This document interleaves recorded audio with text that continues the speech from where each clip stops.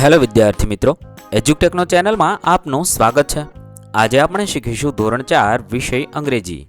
તારીખ 21/9/2024 ના રોજ લેવાયેલી એકમ કસોટીની પ્રશ્ન બેંકનું સોલ્યુશન. વિદ્યાર્થી મિત્રો, આજ રોજ લેવાયેલી એકમ કસોટીમાં અહીં આપેલી પ્રશ્ન બેંકમાંથી જ તમારું પેપર કાઢવામાં આવ્યું હશે. આપેલા પ્રશ્ન બેંકના સોલ્યુશનમાં તમારા તમામ પ્રશ્નોનો સમાવેશ થયો હશે. તો ચાલો શીખીએ ધોરણ 4 અંગ્રેજીની એકમ કસોટી પ્રશ્ન બેંક સોલ્યુશન.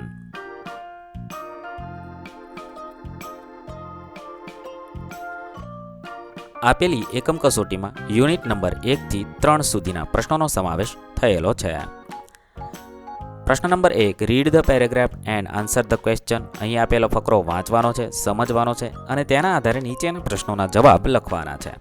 સવાલ નંબર 1, what is the next day of Holi? જવાબમાં લખી શકાય, the next day of Holi is Dhuleti. સવાલ નંબર 2, is Holi children's favourite festival? Yes, Holi is children's favourite festival.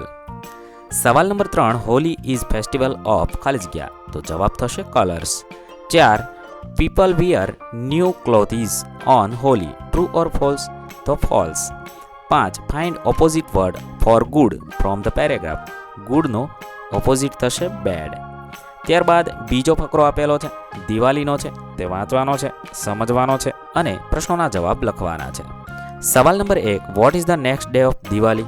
જવાબ થશે, the next day of Diwali is a new year day.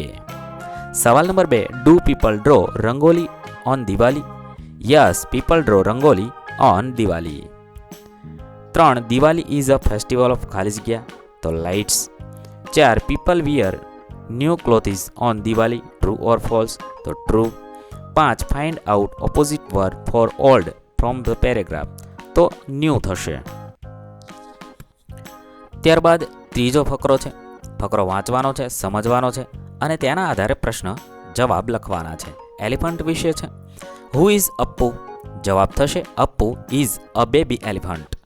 બીજું છે, ડઝ અપ્પુ હેવ 2 legs? જવાબ થશે, નો, અપ્પુ હેઝ 4 legs. ત્રીજું છે, અપ્પુ હેઝ 2 white ખાલી જગ્યા. તો ટસ્ક્સ. ચોથું થશે, અપ્પુ's weight is 100 કિલોગ્રામ. તો ટ્રુ. પાંચમું છે, find opposite word four small from the paragraph. તો બિગ થશે. ત્યાર પછી ચોથો ફકરો છે, એ વાંચવાનો છે, સમજવાનો છે અને તેના આધારે પ્રશ્નોના જવાબ લખવાના છે. 1, who wanted to play with Sheru? જવાબ થશે, a little mouse wanted to play with Sheru. બીજું છે, is Sheru a hedgehog? Yes, Sheru is a little hedgehog.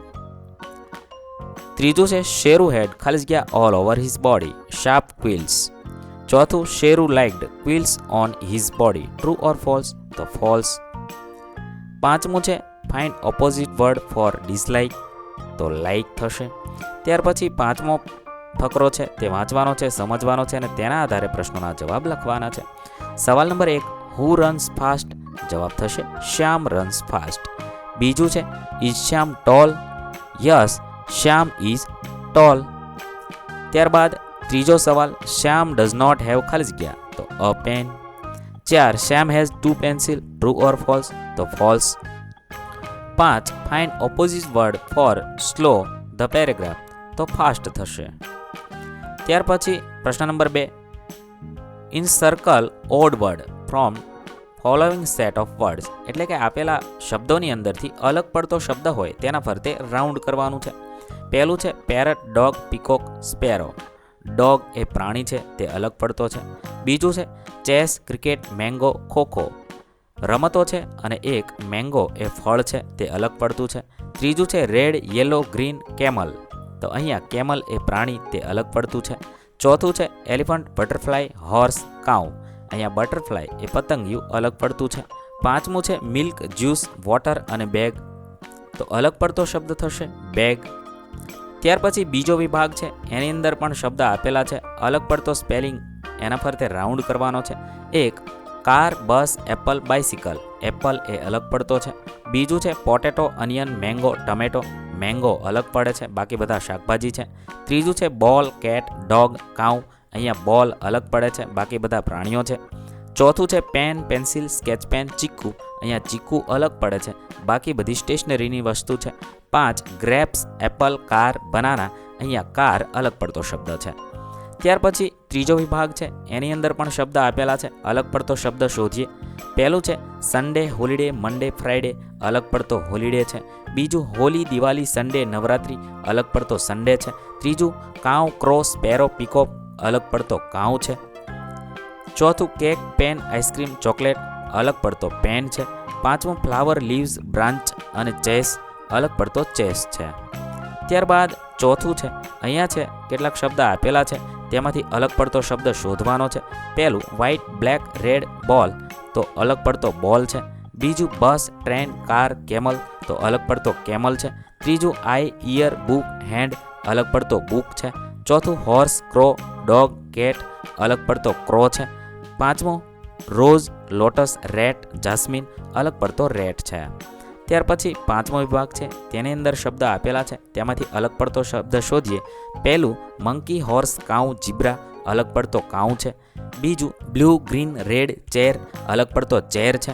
ત્રીજું રેડ, ઓરેન્જ, બ્લેક, ડિયર, અલગ પડતો ડિયર છે. ચોથું સન, ફિશ, મૂન, સ્ટાર, અલગ પડતો ફિશ છે. પાંચમું હિન્દી, સબ્જેક્ટ, ઇંગ્લિશ, મેથ્સ, અલગ પડતો સબ્જેક્ટ છે. ત્યારબાદ પ્રશ્ન number 3, complete the dialogue using the word given in the bracket. અહીંયા છે આપેલા ડાયલોગ પૂર્ણ કરવાના છે. કૌંસમાં કેટલાક શબ્દ આપેલા છે. પહેલું છે Divyam says good morning Hina.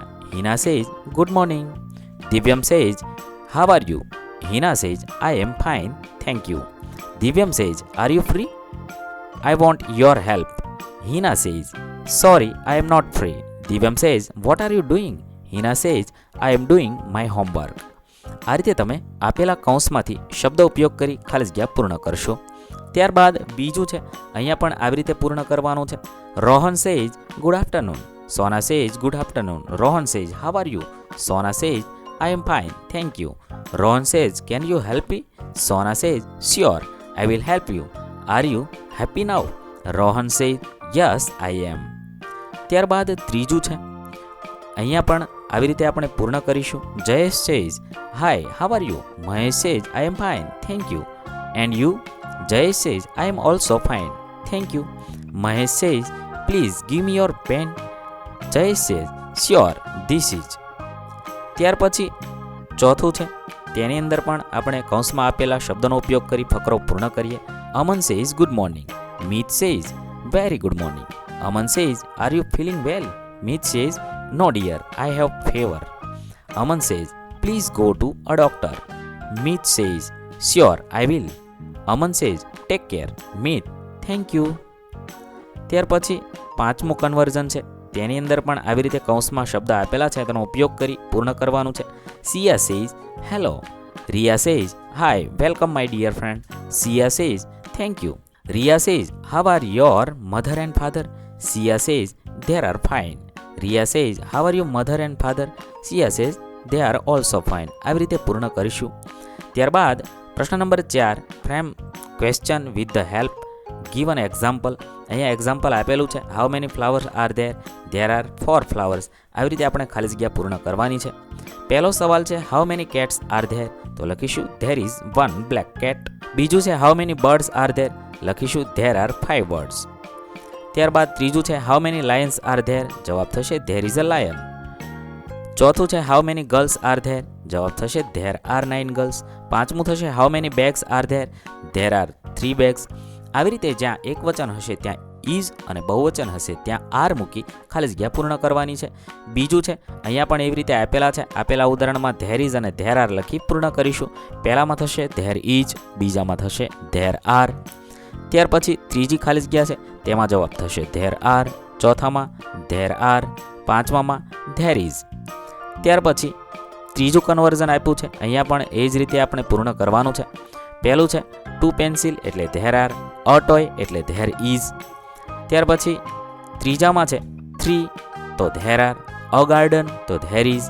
4 birds તો ધેર આર. આવી રીતે બહુવચન હશે ત્યાં આર અને એકવચન હોય ત્યાં ઇઝ મૂકીશું. ત્યાર પછી ચોથું છે, અહીંયા પણ ઉદાહરણ આપ્યું છે, તેના આધારે પૂર્ણ કરીએ. 7 કલર્સ તો ધેર આર. 9 બોયઝ તો ધેર આર. ત્યારબાદ 3 પોટ્સ તો ધેર આર. અ ગાર્ડન તો ધેર ઇઝ. 4 બર્ડ્સ તો ધેર આર. ત્યાર પછી પાંચમું કન્વર્ઝન આપ્યું છે, આમાંથી તમારે કોઈ પણ એક પૂછાયું હશે. એક how many cows are there, તો ધેર આર 3 કાઉઝ. બીજું છે 4 કેમલ્સ, એટલે ધેર આર આવશે. ત્યાર પછી 5 ટ્રીઝ, તો ધેર આર 6 મેંગોઝ, તો ધેર આર અ ક્લાસ, તો ધેર ઇઝ. આવી રીતે પૂર્ણ કરીશું. ત્યારબાદ પ્રશ્ન નંબર 5 છે, કોઈ પણ એક વિશે ટૂંકમાં 5 વાક્ય લખવાના છે. અહીંયા 5 વસ્તુ આપેલા છે, તેમાંથી કોઈ પણ એક તમારે પૂછાયું હશે. પહેલું છે એલિફન્ટ, તો એલિફન્ટ વિશે તમે આ મુજબ લખી શકો છો. કૌંસમાં આપેલા શબ્દનો ઉપયોગ કરી વાક્ય બનાવી જવાબ લખી શકો છો. ત્યારબાદ બીજું છે માય સેલ્ફ વિશે મેં અહીંયા કેટલાક વાક્ય લખ્યા છે. તમે આ મુજબ તમારું નામ લખી અને વાક્ય લખી શકો છો. તમારી જાતે તમે ફકરો બનાવી અન્ય વાક્ય પણ લખી શકો છો. ત્યારબાદ ત્રીજું છે ધ પીકોક, એટલે કે મોર વિશે લખવાનું છે. મોર is a beautiful bird and is my favourite bird. આ રીતે મોર વિશે તમે લખી શકો છો. તમે તમને મનગમતા અન્ય વાક્ય પણ લખી શકો છો. ત્યારબાદ ચોથું છે અવર નેશનલ ફ્લેગ, એટલે આપણો રાષ્ટ્રીય ધ્વજ. રાષ્ટ્રધ્વજ વિશે તમે કેટલાક વાક્ય લખી શકો છો. મેં અહીંયા જે વાક્ય લખ્યા છે એ વાક્ય લખવા જરૂરી નથી, તમે તમને મનગમતા વાક્ય લખી શકો છો.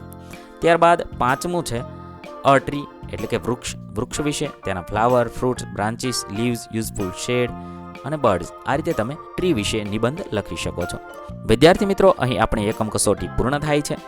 ધોરણ 4ની અન્ય બધી જ એકમ કસોટી આપણી ચેનલ પર ઉપલબ્ધ છે, જે તમે એકમ કસોટી નામના પ્લેલિસ્ટમાંથી મેળવી શકો છો. અને બીજા વિડીયોઝ માટે ફરીથી મળીશું. ત્યાં સુધી અલવિદા. થેન્ક યુ દોસ્તો. એજ્યુકટેકનો ચેનલ તરફથી વિડીયો નિહાળવા બદલ આપનો આભાર. આવા બીજા વિડીયોઝ નિહાળવા માટે અમારી યુટ્યુબ ચેનલ એજ્યુકટેકનો અત્યારે જ સબસ્ક્રાઇબ કરો. આભાર દોસ્તો.